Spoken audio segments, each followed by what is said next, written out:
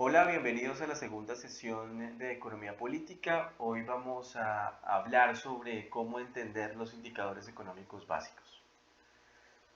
En primer lugar, vamos a hacernos algunas preguntas. Primera de ellas, ¿cómo podemos entender todos los indicadores que surgen de la compleja y vibrante macroeconomía de una nación? ¿Hay un nivel correcto para esos indicadores? ¿Qué es lo que nos dicen sobre la salud de la economía, la estabilidad, el riesgo del país? ¿Cómo se relacionan esos diferentes indicadores entre sí para proporcionar una visión global? En esta sesión vamos a ofrecer algunas respuestas a estas preguntas que nos ayudarán a ser unos buenos observadores y a mejorar nuestras interpretaciones sobre los datos de macroeconomía y además de eso a sentar las bases para poder comprender mejor la política económica. Para poder empezar a entender los indicadores económicos básicos, pues tenemos que hacer referencia al Producto Interno Bruto, es decir, el PIB y cómo se mide. El PIB o Producto Interno Bruto es el principal indicador de la salud de la economía de un país. Si el PIB crece, por ejemplo, un punto, el país lo está haciendo bien. Y eso quiere decir que el partido en el poder también tiene más posibilidades de ganar las elecciones.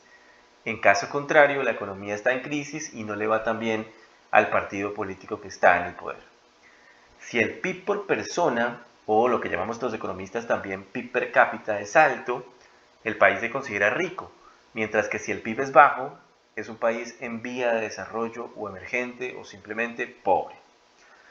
Muchos de los indicadores que estudiaremos más adelante, como el déficit o la deuda de un país, se dividen por el Producto Interno Bruto para analizarlos en términos comparables y poderles dar sentido. En este sentido, sin lugar a dudas, en la actualidad el Producto Interno Bruto es el punto de referencia clave para una economía. Si es tan importante, nuestra discusión de la macroeconomía tiene que empezar por la pregunta de qué es el PIB y qué es lo que éste mide. De esta manera, en pocas palabras, el Producto Interno Bruto es la suma de todos los bienes y servicios a precios de mercado producidos en una nación en un año determinado, valorados en términos monetarios, es decir, a su precio de mercado. Sin embargo, ¿qué ocurre con todos los bienes y servicios que no se venden a través de los mercados formales? Ya sean legales, por ejemplo, padres cuidando a sus hijos o en el hogar, o ilegales, como por ejemplo el tráfico de drogas. Pues bien, el Producto Interno Bruto no alcanza a representar toda esa información. De otro lado, ¿qué sucede con nuestro tiempo de ocio, que puede mejorar mucho nuestra calidad de vida? Pues en términos literales tampoco está incluido. De hecho, un menor número de horas de trabajo probablemente reduciría el Producto Interno Bruto de un territorio. Y de otro lado, ¿cómo se contabilizan la calidad de los bienes, los residuos que se producen y los recursos consumidos en la elaboración de los bienes y servicios?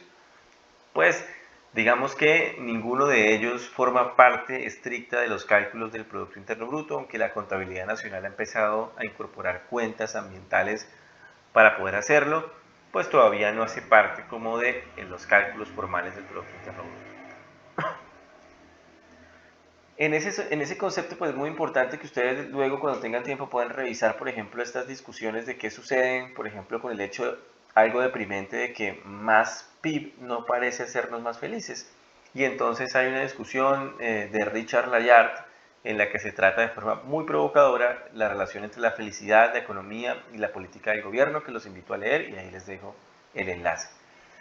Y de otro lado también hay un artículo del Financial Times que señala que el PIB en muchos sentidos es un indicador deficiente debido a que omite varios aspectos importantes y fundamentales de la vida humana, como algunos de los que revisamos en las anteriores diapositivas. También los invito a leer este artículo y a que podamos extractar lo mejor de estos contenidos.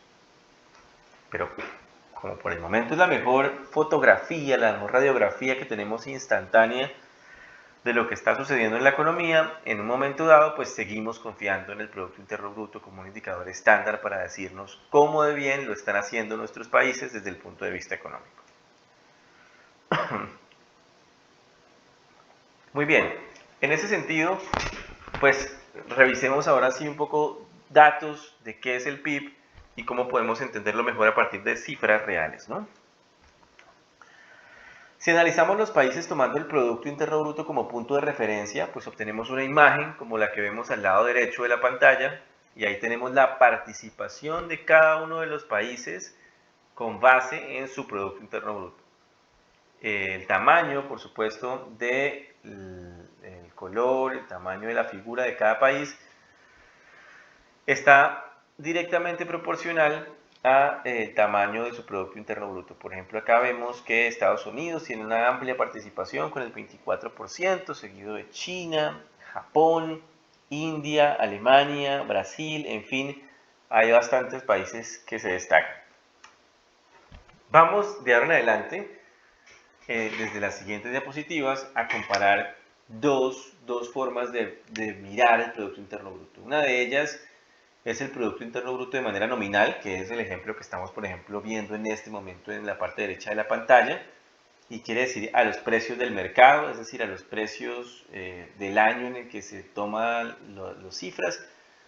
En este caso, esta diapositiva es del año 2019, y tenemos también el PIB. Vamos a comparar este PIB nominal con el PIB aplicando el deflactor de paridad de poder adquisitivo. Y esto quiere decir, si pusiéramos una sola moneda estándar en el mundo que pudiéramos comparar, pues cómo se medirían realmente los países y cómo podríamos comparar el tamaño de su economía, porque no es lo mismo comprar casas en Colombia a comprar casas en Alemania, a comprar casas en África, por ejemplo, con $100.000, ¿no? Con $100.000 hoy tal vez en Colombia podamos comprar 2 casas, dependiendo del lugar en la que la compremos, tal vez desde clase media, media baja, y mientras tanto tal vez en Canadá o en Alemania o en Europa no nos alcancen esos $10.000, esos $100.000, perdón, para comprar una casa, o en Estados Unidos. Eso quiere decir que rinde más el dinero en estos términos en países como Colombia, por ejemplo, que en países como los europeos o Estados Unidos o Canadá. Por eso es importante estandarizar todos los valores a la paridad de poder adquisitivo, para que de esa manera podamos también comparar el tamaño de los países con base en su Producto Interno Bruto. Entonces en adelante vamos a tener en la parte izquierda de la pantalla el Producto Interno Bruto a precios nominales, y en la parte derecha de la pantalla el Producto Interno Bruto a la paridad de poder adquisitivo. ¿Listo? Y si vemos, ya empezamos a encontrar las primeras diferencias. Por ejemplo, el Producto Interno Bruto por país en el año 2019, Estados Unidos participa con el 24% del Producto Interno Bruto del mundo, seguido de China con el 16%, Japón con el 5%, India con el 3%. Ahora veamos cómo cambia eso si aplicamos la paridad de poder adquisitivo, es decir, si le damos un estándar comparable de las monedas del mundo, y vemos entonces que se reduce ampliamente la participación de Estados Unidos, y vemos como China, por ejemplo, aumenta su participación, al igual que India, y se reduce la participación, por ejemplo, de Japón, que estaba marcada acá por casi un 6% en el Producto Interno Bruto nominal, baja a un 4% si tenemos en cuenta la paridad de poder adquisitivo. Entonces, vamos a ir revisando y comparando estas gráficas para ir sacando conclusiones de las economías más importantes, pero también más adelante de cuándo categorizamos un país como rico, como clase media o como pobre. Ahora, ¿qué son países desarrollados y países en desarrollo? Vamos a utilizar el Producto Interno Bruto per cápita, es decir, por persona, medido en dólares estadounidenses y en paridad de poder adquisitivo, para responder a esta pregunta. Según la definición del Banco Mundial, en 2012, un país desarrollado era uno con un Producto Interno Bruto per cápita superior a $12.000. Por su parte, los países en desarrollo tenían ingresos por debajo de ese nivel y se dividían en 3 categorías. Países de ingreso bajo, con hasta $1.000 de ingresos por persona. Países de renta media baja, de entre $1.000 y $4.000 por persona. Y países de ingresos medios altos, de entre $4.000 y hasta $12.000 aproximadamente dólares por persona. Entonces empecemos a revisar. Les recuerdo, en la parte izquierda ustedes van a encontrar el Producto Interno Bruto per cápita en precios nominales, y en la parte derecha vamos a encontrar el Producto Interno Bruto en paridad de poder adquisitivo, y evidentemente pues con una moneda estándar un poco más comparable entre países para poder hacer este ejercicio. Vemos entonces, por ejemplo, Norteamérica, América Central y el Caribe. Estos son datos de 2018 que podemos comparar en ambas gráficas y vemos cómo Estados Unidos tiene más o menos el mismo nivel de ingreso per cápita nominal que paridad de poder adquisitivo. Sin embargo, países como por ejemplo República Dominicana pasan de ser países de ingresos medios a países de ingresos altos si se contabiliza en la paridad de poder adquisitivo su Producto Interno Bruto per cápita. Bien, lo mismo encontramos, por ejemplo, que Jamaica casi duplica su Producto Interno Bruto per cápita frente a el nominal. Y así vemos también, por ejemplo, Aruba, por ejemplo, Panamá, también incrementa su ingreso en términos de paridad de poder adquisitivo frente a su ingreso nominal. Pero fijémonos entonces lo que queremos ver.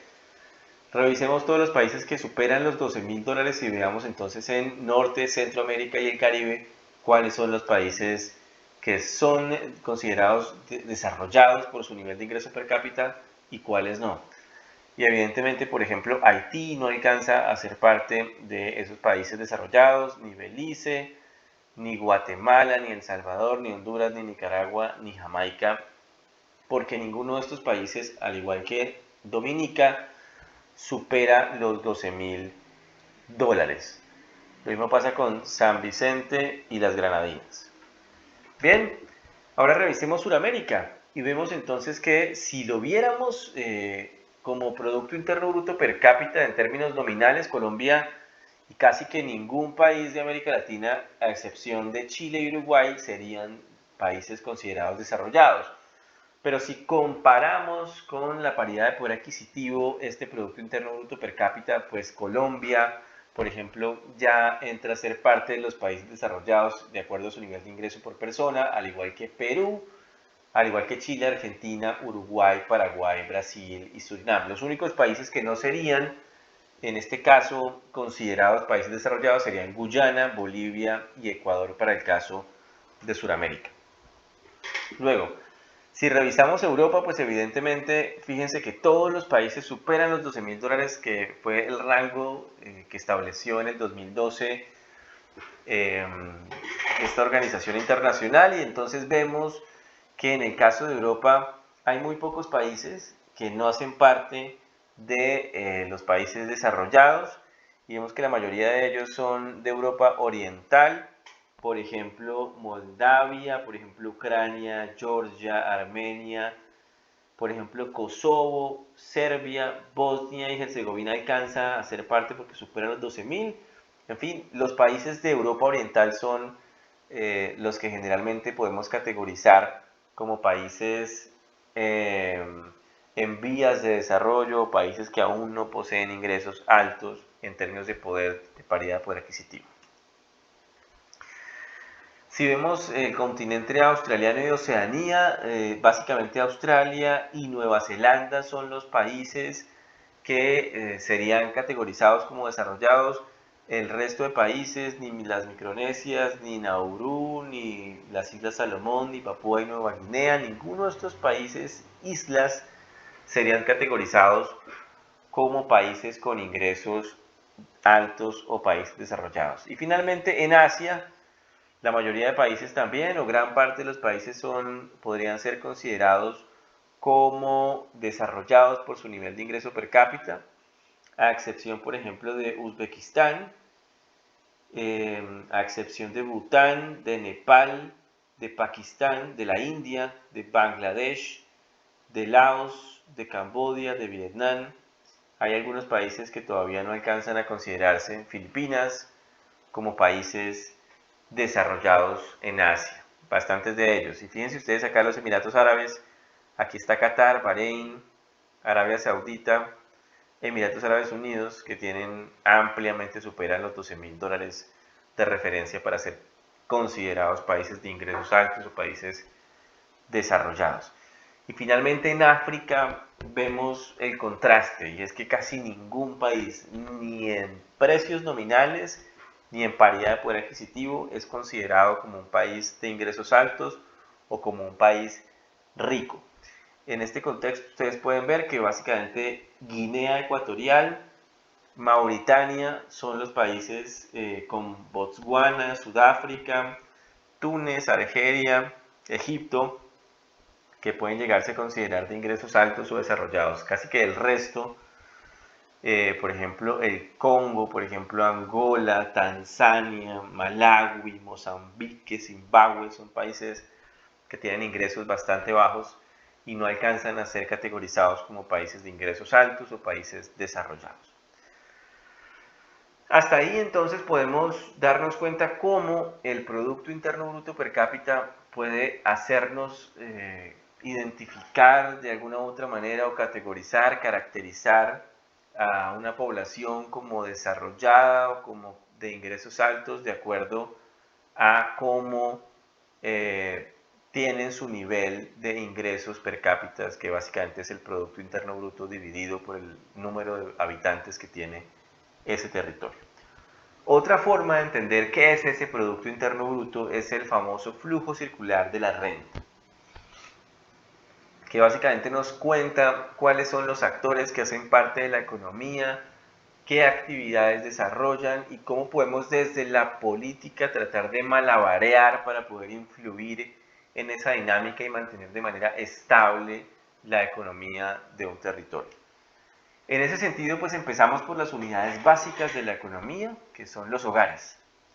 En los hogares habitan las familias y las familias venden su fuerza de trabajo a las empresas. A su vez, las empresas, a cambio de la fuerza de trabajo, remuneran a las familias con rentas o con ingresos, con salarios. Las familias reciben esas rentas de las empresas y con esas rentas deciden consumir bienes y servicios para satisfacer sus necesidades. Pero esos bienes y servicios son producidos por las mismas empresas. Entonces aquí encontramos un círculo virtuoso que si estos dos fueran los únicos actores de la economía, si supusiéramos que solamente los hogares y las empresas hacen parte de la economía, pues este, señoras y señores, sería el tamaño de la economía. Es decir, todo el dinero, todas las rentas, por eso se llama el flujo circular de la renta, todo el dinero que existe en la economía, si suponiendo que solamente existen estos dos actores, los hogares y las empresas, sería este. Entonces, este sería el tamaño de la economía y por consiguiente sería el Producto Interno Bruto. Sin embargo, no es tan sencillo en la vida real. En la vida real no es así. En la vida real las familias no gastan todo lo que ganan. En la vida real tal vez no todas las familias ganan lo que necesitan para sobrevivir, pero vamos a suponer que sí. Y vamos a suponer entonces también que hay unas decisiones alternativas al consumo. Y entonces las familias cuando reciben las rentas se enfrentan a una serie de alternativas. Pueden consumir toda su renta, ¿cierto? Y contribuir a este círculo que estamos viendo, que siga manteniéndose así. O puede decidir ahorrar. Si las familias deciden ahorrar, aparece una primera dificultad en el flujo circular de la renta. Y es la primera fuga de este flujo circular de la renta, que es el ahorro. ¿Por qué? Porque si las familias deciden ahorrar una parte de sus ingresos y no consumirlo todo, quiere decir que a las empresas no va a volver todo el dinero que salió en forma de rentas, porque parte de ese dinero ya se escapó por acá por vía del ahorro. Entonces, si no llega a las empresas todo el dinero que salió por acá por rentas, entonces quiere decir que las empresas no van a tener el ingreso suficiente para pagar las rentas de todas las familias y va a empezar a generarse una cosa que se llama desempleo. Y eso afecta el bienestar social. Bien, entonces tenemos que compensar esa fuga del ahorro de manera que este círculo vuelva a tener su tamaño normal y se estabilice y conservemos los puestos de trabajo y el bienestar de la gente. En ese contexto, los bancos, que son el otro actor que aparece acá, el sistema financiero, que es donde los hogares y las empresas guardan sus ahorros, tienen una función y es volver a colocar esos ahorros de los individuos y de las empresas en el flujo circular de la renta a través de préstamos para inversión, por ejemplo. Entonces, los bancos vuelven e inyectan a través de la inversión recursos a la economía y volvemos a compensar este círculo que antes se había descompensado a causa de la fuga generada por el ahorro. Bien, entonces volvemos a estar felices y contentos, la economía vuelve a tener su tamaño normal, lo hemos logrado. Luego, ¿cierto? Hay otro actor, no estamos solamente los tres, los hogares, las empresas y los bancos. También tenemos al gobierno en la economía. Y el gobierno genera una fuga de ese flujo circular de la renta. La fuga que genera el gobierno son los impuestos. Estos impuestos se los cobra el gobierno tanto a los hogares como a las empresas y hacen entonces que salgan flujos de dinero de la economía. Es decir, aquí se abrió otro hueco a la tubería y hay otra fuga en ese flujo circular de la renta, los impuestos. Entonces, este círculo entre los hogares y las empresas que ya habíamos logrado nivelar a través de la inversión que compensó la fuga del ahorro, pues vuelve y se descompensa a causa de los impuestos que coloca el gobierno, el Estado. Pero, ¿qué hace el gobierno con esos impuestos? ¿O qué se supone que debería hacer? Pues compensar justamente las fallas del mercado y generar dinámica en ese flujo circular de la renta a través, por ejemplo, del gasto público.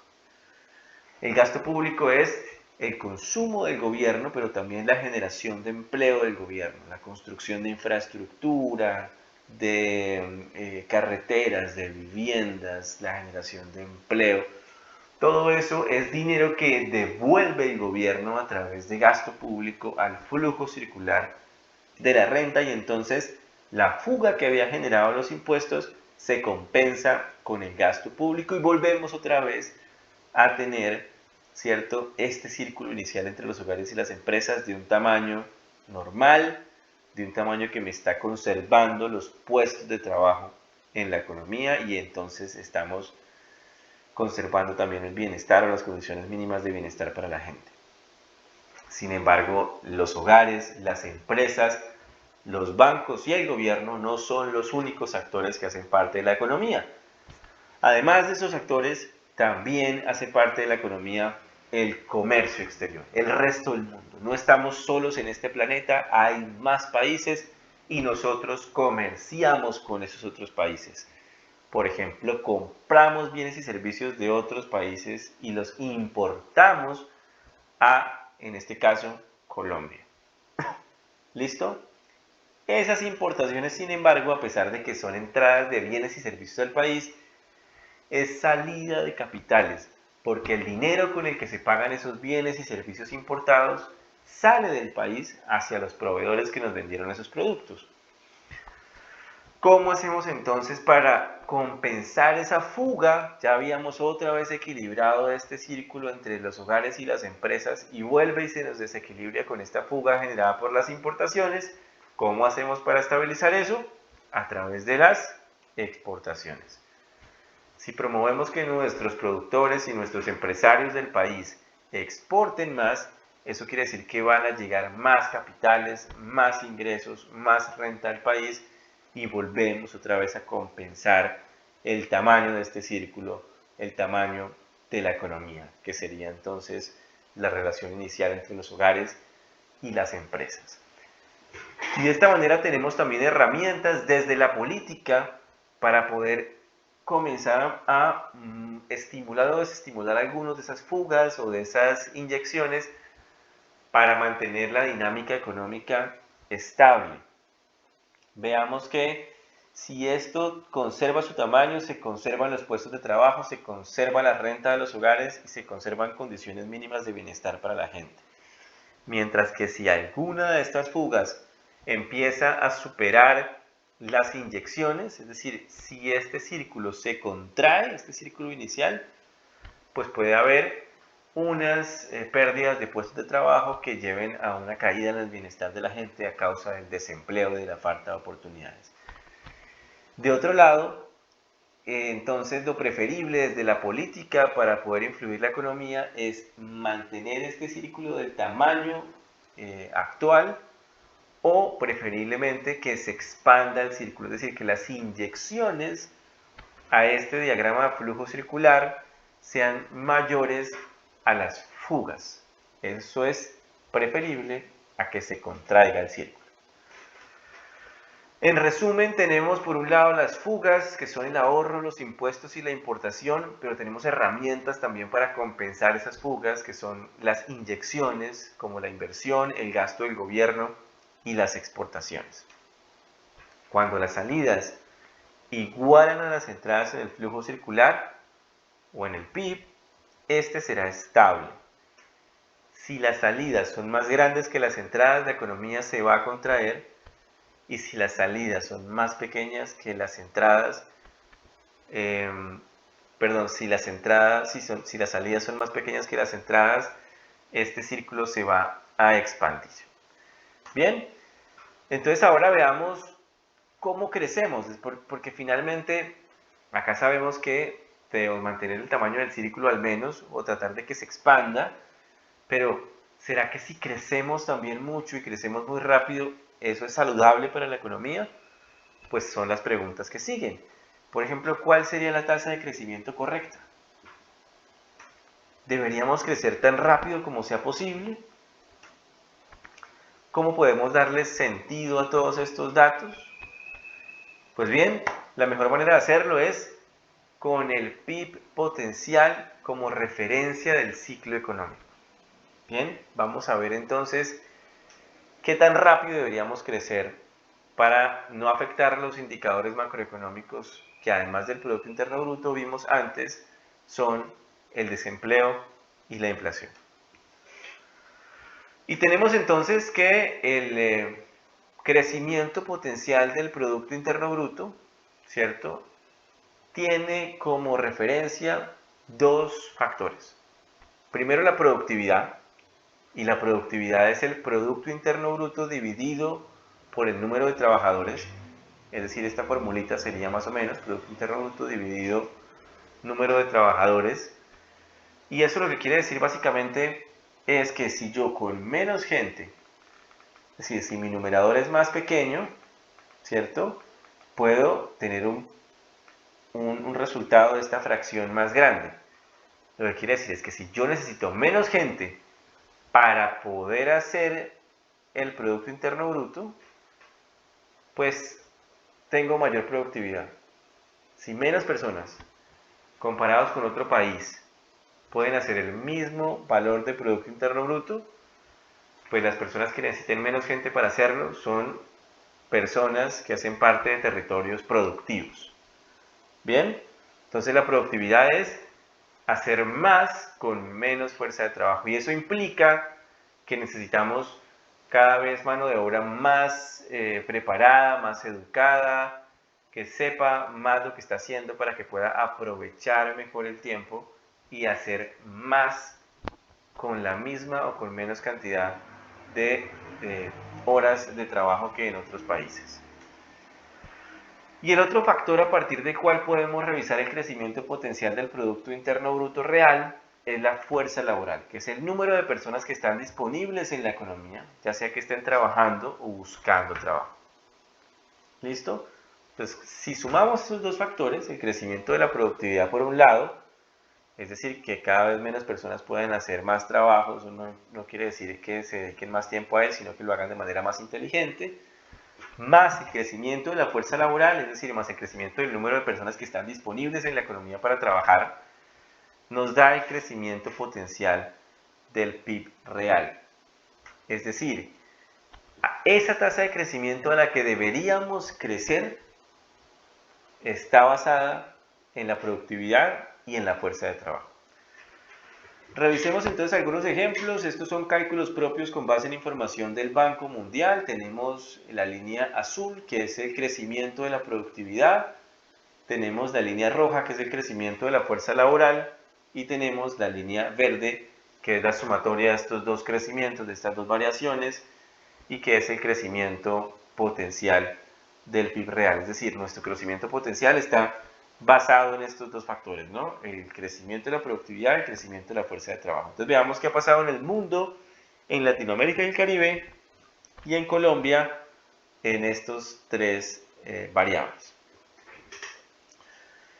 Lo primero es, fíjense que más o menos la fuerza laboral se mantiene estable en las tres gráficas. Ya vamos a ver que hay una diferencia en Colombia, pero básicamente la fuerza laboral decreció en la pandemia del COVID-19. Ese es un caso que sucedió pues en todos los países. Había menos población disponible para trabajar en el año 2020, y aquí, como ustedes pueden ver, es un caso generalizado.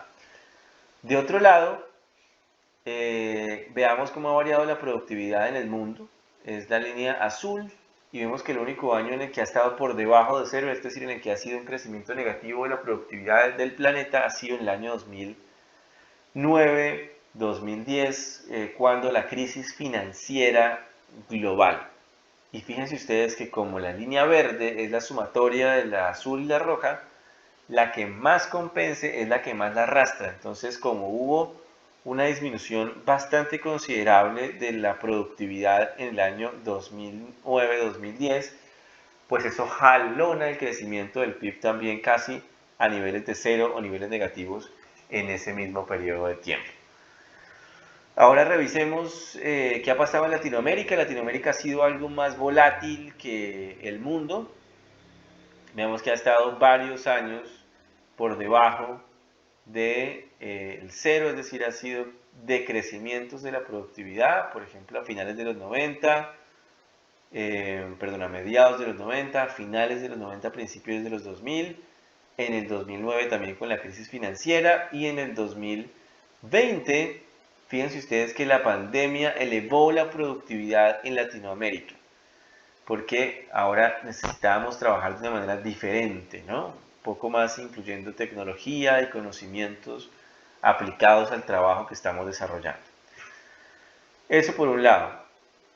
Y vemos entonces que acá también la productividad ha jalonado un poco más el crecimiento o decrecimiento de la economía de Latinoamérica y el Caribe.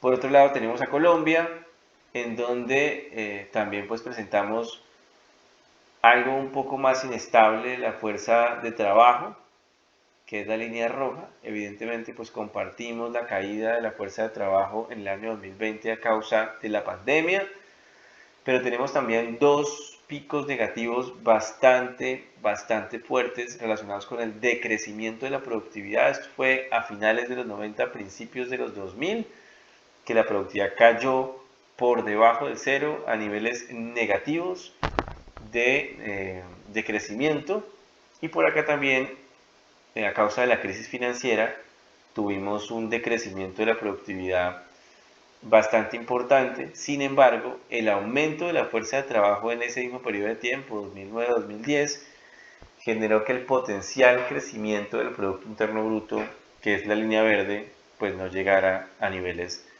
negativos. Entonces sabemos ahora cómo obtener el crecimiento potencial del PIB real, y es a partir justamente de la sumatoria de la productividad y de la fuerza de trabajo. Pero entonces, ¿por qué es importante el crecimiento potencial del PIB real? Porque es la tasa de crecimiento de una economía, ¿cierto? Es la tasa de crecimiento que puede mantener una economía en el mediano plazo, por un lado, sin acelerar la inflación, y entonces el crecimiento potencial del PIB es esa tasa de crecimiento donde la inflación no se está acelerando y el desempleo es aceptable. Repito, el crecimiento potencial del Producto Interno Bruto es esa tasa de crecimiento donde la inflación no se está acelerando y el desempleo es aceptable. Yo hago en este punto una analogía y es que el cuerpo, o mejor que la economía, es como la anatomía de nuestro cuerpo, por ejemplo, ¿cierto? Nosotros deberíamos tener un peso corporal de acuerdo a nuestra estatura y es el índice de masa corporal, ¿cierto? Y si estamos por encima de unos niveles de ese potencial, que es que debemos mantener nuestro peso en un rango de acuerdo a nuestra estatura, ¿cierto? Si estamos por encima o por debajo de ese rango, pues no va a ser saludable para nuestro cuerpo estar en ese nivel. Lo mismo pasa en economía. Tenemos un potencial de crecimiento basado en nuestra productividad, es decir, en qué tanto hacen nuestros trabajadores por hora de trabajo, y en la fuerza de trabajo, es decir, qué tantos trabajadores tenemos disponibles para generar bienes y servicios en función del Producto Interno Bruto, ¿cierto? Si estamos por debajo del crecimiento potencial, quiere decir que estamos desaprovechando fuerza de trabajo porque es improductiva y o estamos desaprovechando fuerza de trabajo porque no estamos ocupando la que está disponible. En ese contexto, también podemos entonces comparar al Producto Interno Bruto con nuestra anatomía. Y hay otros indicadores también que son importantes ahora que vamos a hablar de ciclo económico, que son la inflación y el desempleo. Y para empezar a hablar sobre el ciclo económico y la política económica, que es el tema de la clase, hay otros dos indicadores, además del PIB, con los que necesitamos familiarizarnos. Por un lado la inflación y por otro lado el desempleo. Primero, la inflación tiene un concepto simple y es que es un aumento generalizado del nivel de precios de la economía. Entonces, siempre que pensemos en inflación, es que los precios de los bienes y servicios de la economía están subiendo y eso quiere decir que el poder adquisitivo de las familias está disminuyendo. Con lo que antes compraban en un mercado, ahora no alcanzan a comprar la misma cantidad de bienes y servicios y eso hace que pierdan bienestar, que pierda calidad de vida y por eso la inflación es una preocupación para los economistas. Entonces, cuando hay inflación, no necesariamente todos los precios están aumentando, ni suben todos a la misma velocidad, pero una media ponderada de los precios de los bienes que los consumidores tienden a comprar sí está aumentando. Organizaciones estadísticas nacionales calculan la inflación en 3 pasos básicamente. Primero, mediante una encuesta nacional determinan en qué gasta su dinero el consumidor típico. Luego registran los precios de todos esos elementos en una base de datos con un año de referencia. Y finalmente estudian la evolución de esos precios mensualmente para calcular en cuánto ha aumentado el costo de la cesta o de la canasta típica de bienes de consumo de las familias que se había identificado previamente con la encuesta realizada. Y el aumento de estos precios es lo que llamamos entonces tasa de inflación. Ahora hablemos de desempleo. Y la tasa de desempleo se obtiene dividiendo, por un lado, el número de personas que están desempleados, es decir, aquellos que están buscando activamente trabajo pero que no lo han podido encontrar, dividido el número de personas en la población activa, que es la suma de los ocupados, la gente que está trabajando, más los desempleados. Entonces, el numerador, número de personas que están buscando trabajo, y el denominador, las personas de la población activa, es decir, los ocupados más los desempleados. Por lo general, los gobiernos llevan a cabo encuestas para obtener las cifras necesarias para calcular la tasa de desempleo. En su visita a los hogares, los encuestadores preguntan si las personas viven en el hogar. Primero, si las personas que viven en el hogar, primero están en la edad de trabajar, y si están en la edad de trabajar, les preguntan, por un lado, si son empleados o han estado la mayor parte de la semana anterior en un trabajo remunerado. Y 3, si están desempleados o están buscando activamente empleo pero no han podido encontrarlo. Hay una relación que se ha generalizado un poco dentro de los economistas y es que entre el desempleo y la inflación hay una relación inversa. Si vemos esta gráfica, en el eje Y o eje vertical está el índice de precios, por eso la P, es decir, la inflación. Y en el eje horizontal o eje de las abscisas tenemos a la U de desempleo en inglés, unemployment. Y entonces vemos que si comparamos o si trazamos una línea de la relación entre el desempleo y la inflación, podemos darnos cuenta de que si hay más dinero en la economía, fíjense ustedes este punto B, si hay más dinero en la economía, quiere decir que seguramente hay más posibilidades de generar empleos, ¿cierto? A pesar de que el nivel de precios en la economía se esté incrementando. Entonces eso haría que haya menos desempleo, porque generalmente la inflación está relacionada a que hay un flujo de dinero mayor que el necesario, mayor que el potencial en la economía, y eso quiere decir de todas formas que si hay más dinero en la economía hay más posibilidades de generar empleo, y entonces niveles superiores de inflación, altos de inflación, se relacionan generalmente, no siempre, con bajas tasas de desempleo. Por otro lado, y al contrario, ¿cierto? Menores inflaciones o menores índices de precio están relacionadas con mayores tasas de desempleo. Esto quiere decir que si prácticamente no hay inflación en la economía, podemos interpretar que hay poco dinero o menos dinero del que debería haber en el flujo circular de la economía. Pues hay inflaciones a niveles bajos, mínimos o nulos, y tenemos entonces, seguramente asociado a eso, menos empleos generándose porque hay menos dinero en la economía, es decir, tasas de desempleo más altas porque hay más fuerza de trabajo buscando un empleo de manera activa, pero no lo está encontrando porque no hay mercado laboral que lo absorbe, seguramente relacionado con el nivel de dinero que hay en la economía, y por eso el nivel de precios es más bajo. Y tenemos entonces que esta relación inversa entre desempleo e inflación es conocida en economía como la curva de Phillips.